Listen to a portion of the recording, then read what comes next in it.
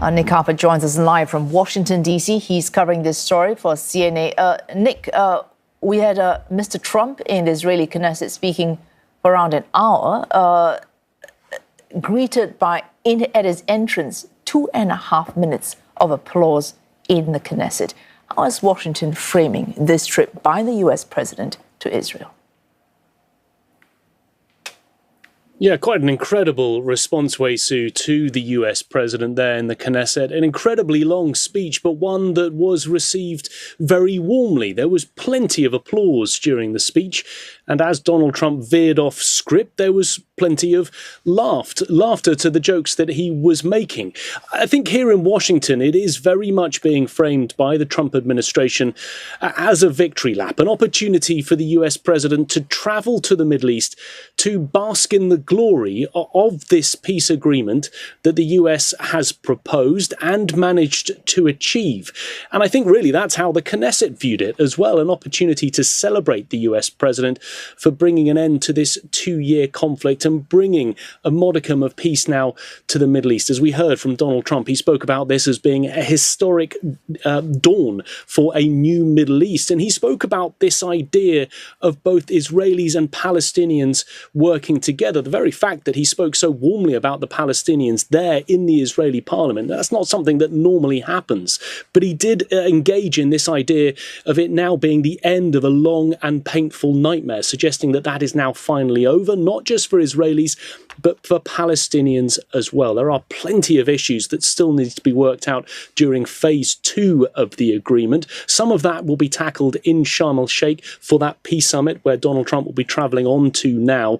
But those issues largely unresolved. And I think even though we've got now the moment of celebration for the United States, Donald Trump's long-term engagement in all of this is still in question, because remember, he will be returning in the coming hours back to the United States to deal with plenty of domestic issues, including a 2-week almost US government shutdown. Will his focus still be on the Middle East and maintaining peace when he returns to Washington? That's something that's yet to be seen. A moment of celebration now, but what comes next for the region and the US engagement will undoubtedly be critical. Wesu.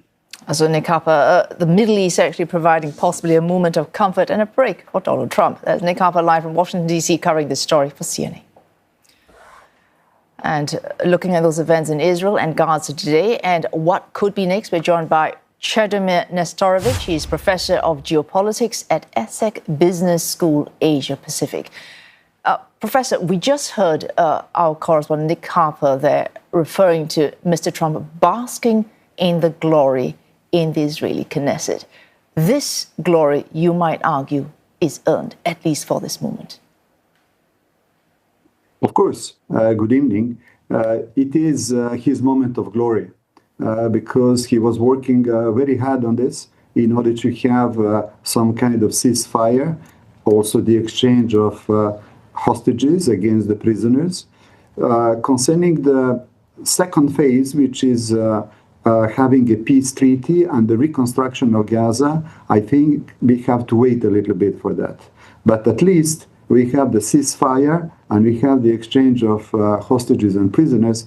And this is a very big victory because besides him, nobody else has the power and also has the will in order to go to the end for this kind of negotiation. Professor, when we say wait a little bit to see what happens in, I suppose, crucially, the second phase, which involves demilitarization and security, and the third phase, which would be governance and, I suppose, the structure of governance within Gaza, what are we waiting for before we know whether these things might actually happen? Exactly. So, of course, on the paper, it seems to be quite straightforward. So we have the Palestinian Authority taking over all the different territories, including Gaza. But in Gaza, the Palestinian Authority practically did not exist. It was completely assumed by Hamas. So it is hard to imagine that Hamas will give up everything, that it will be completely demilitarized and give the power to someone else. They were fighting hard in order to have a monopoly of power in Gaza, so probably they will not do this in the peaceful time, and I think that they will negotiate on one side to have the military force, and on the other side to have the political say, at least in Gaza, if not for the whole Palestinian Authority.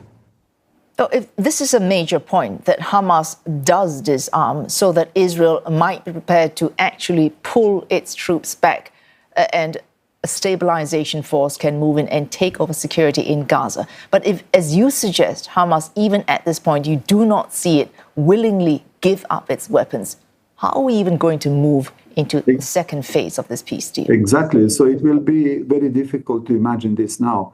There are several scenarios. I think the most plausible scenario is that Hamas will transform itself into something else. So it can be the defense forces of Gaza. It can be the police forces of Gaza. So the term Hamas will be quietly put on the side, but the same people and the same weapons will still be present there. So this is the way how everyone will say Hamas has been eradicated, but in fact we have the same people and the same weapons in order to continue to work in Gaza. Given the contradictions that you see even now, would you argue that Mr. Trump's approach, which is to perhaps in some instances gloss over the difficulties and just say there will be success, we will deal with these issues when we get to them, this might be, in this particular case, for this issue, the best approach? He can also say, look, this is the moment of glory for myself, so this is the moment of joy for everyone.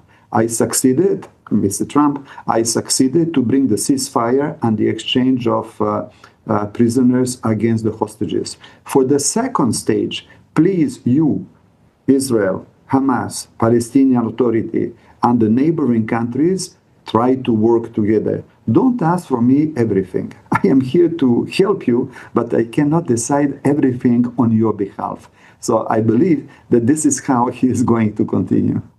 Thanks for joining us this evening, Cedomir Nestorovic from ESSEC Business School Asia-Pacific.